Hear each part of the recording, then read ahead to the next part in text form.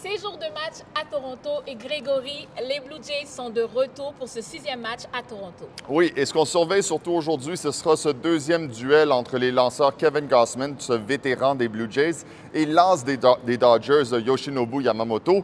On le rappelle, c'est un retour après un deuxième match, un affrontement entre les deuxièmes matchs qui s'est soldé par une victoire des Dodgers par la marque de 5-1. C'est que Yamamoto, c'est le premier lanceur à avoir signé un premier match complet depuis 2015. Il était tout simplement exceptionnel.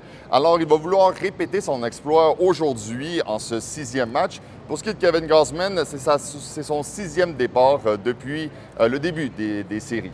Et les Blue Jays ne sont plus qu'à un match de remporter le titre de champion de la Série mondiale. Tout à fait, c'est qu'ils mènent en ce moment en série 3-2. Donc, une victoire ce soir, ça voudrait dire que les Blue Jays seraient sacrés champions de la Série mondiale pour la première fois depuis 1993. Here's a pitch on the way, a swing and a belt, left field, way back, Blue Jays win it! The Blue Jays are World Series champions! Touch 'em all, Joe! You'll never hit a bigger home run in your life! Et vous savez, les Blue Jays, ils jouent très bien à la maison. Ça fait ils ont remporté 59 matchs depuis le mois de mars. Alors, c'est à voir s'ils vont pouvoir remporter un 60e match, le plus important de leur saison pour de vrai, ce soir. Pour ce qui est des Dodgers, une victoire ce soir, ça voudrait dire qu'ils vont pouvoir forcer un 7e match demain. Un 7e match demain qui sera également ici à Toronto. Merci, Grégory. Je vous en prie. Depuis le début de la série, il y a de nombreux records qui sont tombés. Annie, on en souligne 3 en chiffres.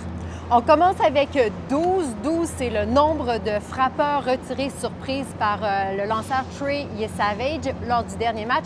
Il s'agit d'un record pour le nombre de frappeurs retirés pour une recrue lors d'un match de série mondiale.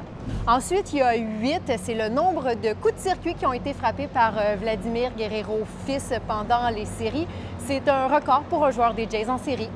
Et finalement, 2, 2 et 2. Comment ne pas souligner la performance exceptionnelle de Shohei Ohtani des Dodgers?